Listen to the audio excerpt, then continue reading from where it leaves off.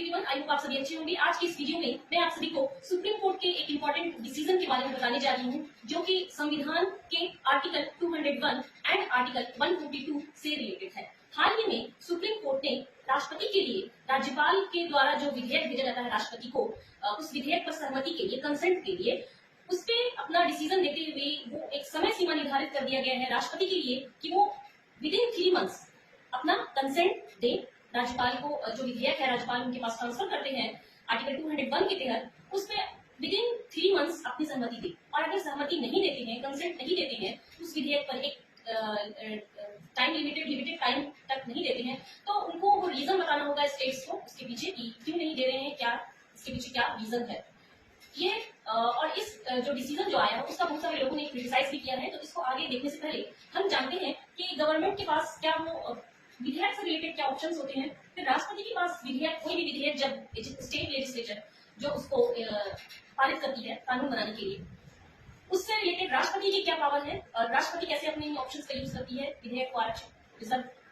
रखने से रिलेटेड क्या जो टाइम फाउंडेशन नहीं है उसके बारे में हम जानेंगे। और कंप्लीट जस्टिस आर्टिकल 142 के बारे में जानेंगे, जिसके तहत सुप्रीम कोर्ट ने ये निर्णय दिया है। आइए सबसे पहले जानते हैं कि अगर कोई विधेयक, हाल ही में देखा जाए तो तमिलनाडु में ऐसी घटना घटी और कई सारे स्टेट्स में ऐसा होता आया है पहले भी, और हाल में तमिलनाडु में ऐसा हुआ कि वहाँ की जो स्टेट है लेजिस्लेचर, वहाँ के जो मुख्यमंत्री, उन्होंने कोई विधेयक पारित किया। ऐसे बहुत सारे विधेयक थे, almost I think more than 10 विधेयक थे, बिल्स थे, और उसको विधेयक को लेजिस्लेचर से तो पारित किया, लेकिन जब वो राज्यपाल के पास, गवर्नर के पास, तमिलनाडु के गवर्नर के पास उनके कंसेंट के लिए गया, तो तमिलनाडु के जो गवर्नर है उन्होंने उसको राष्ट्रपति के पास भेज दिया, प्रेसिडेंट के पास भेज दिया, और प्रेसिडेंट इसको ऐसे 10 से ज्यादा जो विधेयक है अपने पास रखे हुए हैं, कोई उसका टाइम टेबल नहीं है कि कब उसको कंसेंट देना है, जिसकी वजह से हमारा संविधान, हमारा जो फेडरल सिस्टम है वो भी कहीं ना कहीं इससे इफेक्ट हो रहा था, बैडली इफेक्ट हो रहा था। फिर जो राष्ट्रपति को, जो प्रेसिडेंट को जो स्वविवेकाधिकार है उसको यूज करते हुए ऐसा करते हैं कि किसी भी विधेयक को अपने पास रख लेते हैं, कोई बिना कोई टाइम टेबल, बिना कोई लिमिटेशन के उसको। इसकी वजह से हमारा जो कॉन्स्टिट्यूशन पे इसका जो भी कानून है वो नहीं बन पाता था और इससे काफी प्रॉब्लम हो रही थी। तो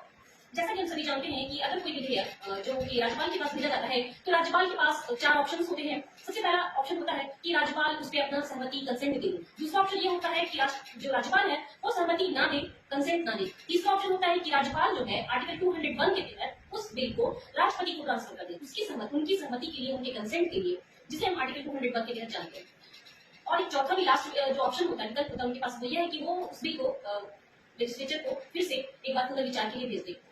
जो एक तीसरा ऑप्शन है राज्यपाल का, उसका यूज करते हुए हमेशा से ही हिस्टोरिकल बैकग्राउंड भी अगर देखा जाए तो भी, और स्पेशली स्टेट और जो गवर्नमेंट के बीच, सेंट्रल गवर्नमेंट के बीच जो डिस्प्यूट रहे, केंद्र राज्य संबंधों में जो विवाद रहा है, उसका सबसे बड़ा कारण अगर हम देखें तो राज्यपाल की भूमिका सही रहा है। और राज्यपाल का ये जो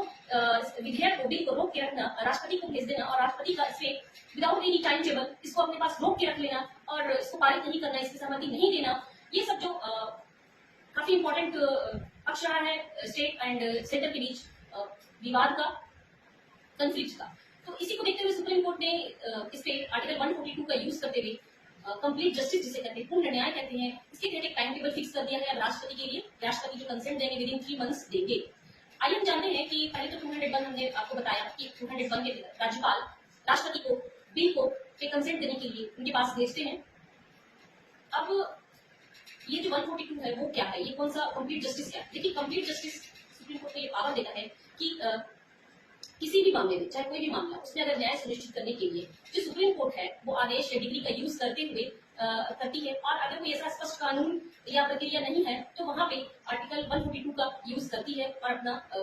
जजमेंट, अपना जो डिसीजन है वो देती है। वहीं अगर there is a particular law और किसी भी डिस्प्यूट को सोल्व करने के लिए, and if that law doesn't provides any remedy, अगर कोई रेमेडी प्रोवाइड नहीं कर पा रहा है, तो वहां पे भी सुप्रीम कोर्ट आर्टिकल 142 का यूज करती है और कंप्लीट जस्टिस के तहत अपना डिसीजन देती है। और कुछ ऐसे मैटर्स होते हैं जो पब्लिक मैटर्स होते हैं, उन पब्लिक मैटर्स पे भी सुप्रीम कोर्ट इंटरवेन करते हुए आर्टिकल 142 का यूज करती है। ऐसे कई सारे एग्जांपल्स भी हैं, जैसे कि सबसे बड़ा एग्जांपल मैं आपको दूं तो विशाखा गाइडलाइंस, जैसा कि आप सभी जानते हैं, कार्यस्थल पे महिलाओं के साथ जो सेक्सुअल हैरासमेंट होता रहा था, उसको लेकर भी सुप्रीम कोर्ट ने ही आर्टिकल 142 का कंप्लीट जस्टिस का यूज करते हुए एक गाइडलाइन बनाई। वही अगर हम पब्लिक मैटर्स को देखें तो कई सारे डिस्प्यूट्स है स्टेट के बीच, रिवर से रिलेटेड, नदी जल विवाद से रिलेटेड है, उसमें भी सुप्रीम कोर्ट ने आर्टिकल 142 का यूज करते हुए अपना जजमेंट, अपना डिसीजन दिया। और ये हाल ही में देखा जाए तो बाबरी मस्जिद अयोध्या के मैटर में भी आर्टिकल 142 का यूज किया गया। साथ ही तलाक से रिलेटेड जो सुप्रीम कोर्ट का अभी हाल में डिसीजन आया कि हाँ आर्टिकल 142 के तहत वहाँ पे कंप्लीट जस्टिस का यूज करते हुए दो जो कपल्स हैं वो तलाक ले सकते हैं अगर उनके पास कोई ऑप्शन नहीं बचा और ऐसा लगता है कि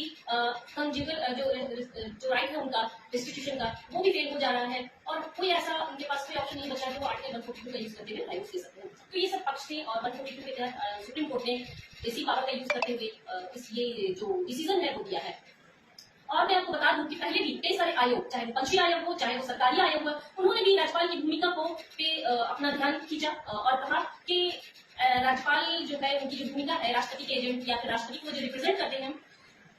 उसको लेकर कई बार समय पर इन आयोग जो है सरकारी आयोग ने कहा कि एक टाइम टेबल होना चाहिए राज्यपाल जो विधेयक जो है राष्ट्रपति को भेजते हैं उसके सहमति देने के लिए। अब कई सारे लोग जो है इसका विरोध कर रहे हैं, क्रिटिसाइज कर रहे हैं कि सुप्रीम कोर्ट ज्यादा ही पावर हो गया है और वो अपनी पावर का मिसयूज कर रही है, इंटरफेयर कर रही है लेजिस्लेचर में, एग्जीक्यूशन में, एग्जीक्यूटिव पावर में। तो मैं आपको बता दूं कि हमारा जो संविधान है वो सबसे सुप्रीम और सुप्रीम कोर्ट इस संविधान का रक्षक है, संरक्षक है, वो इंटरप्रेट करता है। Supreme court has power to interpret. और जब लेजिस्लेचर ऐसा कोई कानून बनाती है और एग्जीक्यूशन है कार्यपालिका उस कानून को इम्प्लीमेंट करती है और ऐसा लगता है सुप्रीम कोर्ट की दैट इज वो जो हमारा जो कानून है वो आर्टिकल 13 का सब क्लॉज 1 आपको मैं बता दूं जो ये कहता है कि राज्य कोई ऐसा कानून नहीं बनाएगा जो बेसिक स्ट्रक्चर मूल ढांचे के अगेंस्ट होगा या फिर फंडामेंटल राइट्स लोगों के सिटीजन के फंडामेंटल राइट्स के अगेंस्ट होगा तो वहां पे जो है राज्य ऐसा कोई कानून नहीं बनाएगी। और इसी को आर्टिकल का यूज करते हुए आर्टिकल 13 सब क्लॉज 2 आर्टिकल 32 का यूज करते हुए सुप्रीम कोर्ट जो है जुडिशियल रिव्यू करती है पार्लियामेंट के द्वारा बनाए गए कानून का और कार्यपालिका द्वारा इंप्लीमेंट किए गए कानून का ये पावर है। हालांकि कुछ लोगों का कहना है कि जो प्रेसिडेंट है वो एक पार्लियामेंट का हिस्सा है और उनको भी संवैधानिक विवेकाधिकार है कि वो किसी भी विधेयक को अपने पास रख सकते हैं, लंबित रख सकते हैं, कोई टाइम टेबल नहीं है, ये उनके ऊपर स्वविवेक पर डिपेंड करता है। लेकिन मैं आपको बता दूं कि जहां तक राष्ट्रपति की बात है तो वो भी संविधान जो न्यायिक समीक्षा से विरुद्ध नहीं है, यानी उनका जो पद है वो भी न्यायिक समीक्षा के अधीन आता है और ऐसे भी जो न्यायपालिका है वो समीक्षा कर सकती है। 142 जो है वो काफी विवादित रहा है, इसको लेकर भी क्रिटिसिज्म हो रहा है आर्टिकल 142 को लेकर। लेकिन सुप्रीम कोर्ट का कहना है कि जहां पे कोई लॉ नहीं बन रहा है, जहां पे ऐसा लगता है सुप्रीम कोर्ट को कि वहां पे इंटरवेन करने की जरूरत है, पब्लिक मैटर है या कुछ ऐसे इंपॉर्टेंट मैटर्स है, वहां पे इंटरवेन करना जरूरी है तो सुप्रीम कोर्ट वहां पे इंटरवेन करती है। तो अब जो है सुप्रीम कोर्ट ने जो डिसीजन दिया है उसमें ऐसा पहली बार हुआ है जब कोई भी without consent of the president पारित हो गया है। ऐसे 10 विधेयक थे जो कि काफी लंबे समय से यहाँ पे पड़े हुए थे, ठंडे बस्ते में पड़े हुए थे, जिसको लेकर हमारा जो फेडरल सिस्टम है वो कहीं ना कहीं इससे इफेक्ट हो रहा था, बैडली इफेक्ट हो रहा था। हमारा फेडरलिज्म है क्योंकि स्टेट और अगर हम हिस्टोरिकल बैकग्राउंड भी देखें, आप इतिहास की किताब और पॉलिटी पढ़िए या फिर इतिहास में पढ़िए और गवर्नर की भूमिका में पढ़िए तो आप देखेंगे कि केंद्र और राज्य के बीच जो विवाद होता आया है उसकी सबसे बड़ा विवाद का कारण ये राज्यपाल की भूमिका को लेकर है और जो राज्यपाल विधेयक को संरक्षित करके रिजर्व करके रखती है राष्ट्रपति के लिए आर्टिकल 201 को लेकर, उसको लेकर ही दोनों स्टेट की गवर्नमेंट और सेंट्रल गवर्नमेंट के बीच डिस्प्यूट होता आया है। ऐसे ही वो लीगल अपडेट्स के लिए मेरे वीडियो को लाइक और शेयर करना ना भूलें। ये तो थी कॉन्स्टिट्यूशन की थोड़ी सी जानकारी मैंने आपको दी आर्टिकल 201 एंड आर्टिकल 142 के तहत। Thank you.